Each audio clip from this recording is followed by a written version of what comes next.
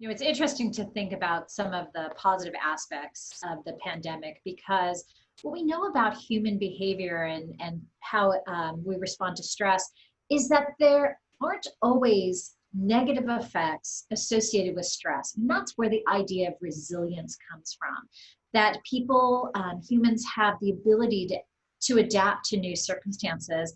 And even in research where of maternal caregivers, these are mothers with sick children, about 25 to 40% of women with sick children um, end up looking healthier because they find meaning in life and resilience.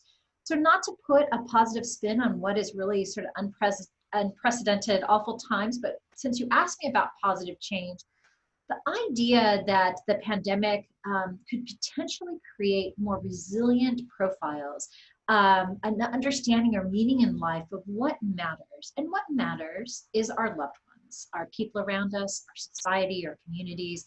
And so I think when we consider the positive changes of the pandemic, the fact that people are connecting with old friends, with remembering the values of the family, because now they can't see them in some cases, helps remind us of the important things in life. And so I think that is one of the positive changes that we could see.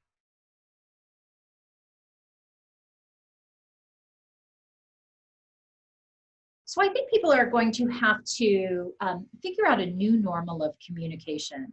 Now, we're lucky in a weird way that the pandemic hit when this ability to FaceTime or have Zoom conference calls sort of hit this new peak.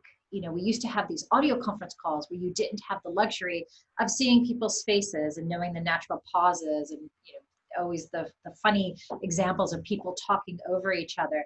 So I think this ability to be able to connect with people virtually will help this positive change, help us connect, remind us that we can reach out and know you can't, touch your loved one, but you can find sort of solace in being able to communicate with them directly over video.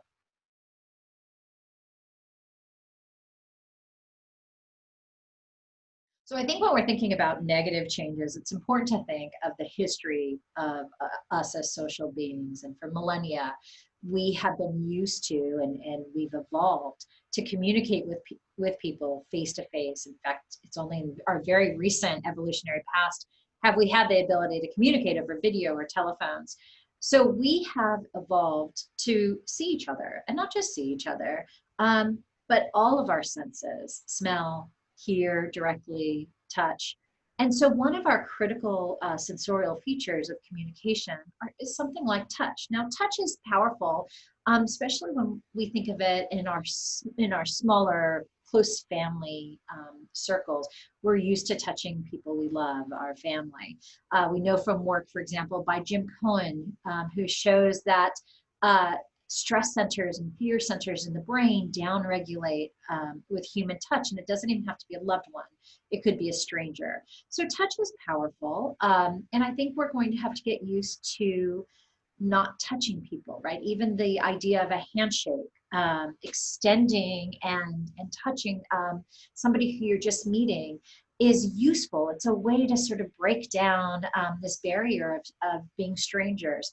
And something like that right now would be ill-advised. So we have to come up with ways to communicate social connection and warmth that doesn't require touch. And that, I think, will be very tricky for people, especially more in a Western culture. I think we can look at our friends in East Asian cultures that are less likely to handshake. They might bow more. And I think we have to start thinking of different ways to communicate that warmth without touching people.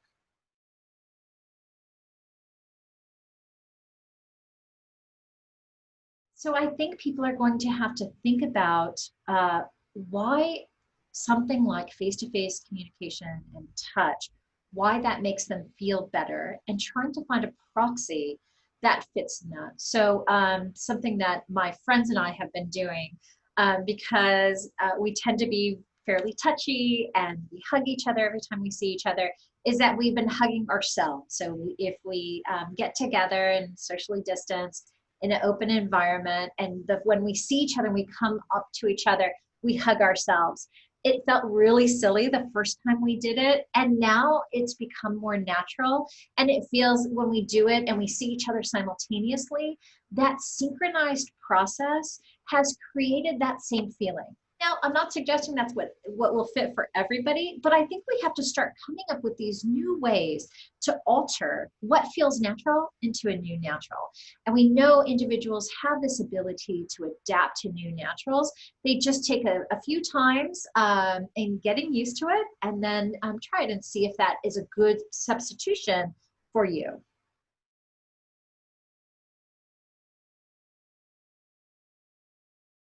What this pandemic has done is created unprecedented amounts of uncertainty. So how do we start regulating uncertainty given that is our new normal? And here's a couple things that I suggest. One, there are elements that you do have control over. There is certainty in your own small circle. So instead of a certainty about a vacation, which may or may not happen in 3 months, or what Christmas this year looks like, or whatever the December holidays are, what that looks like for you, you may, those plans may change. But what can you predict? You can, and what do you have certainty over? You can start creating small little traditions within your closest family circle and say, next month, we're going to have game night for 3 nights. Or next month, I'm going to start the outline of the book that I'm going to write.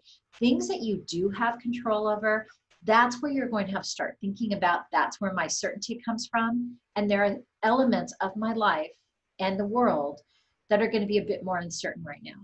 And that ability to get used to uncertainty is very difficult. So you have to give yourself a little bit of self-compassion, and your family members and your friends who are all struggling with this same problem. There are some people who really value certainty and some people who are more comfortable with uncertainty. And we have to also recognize that individual difference among the people we love.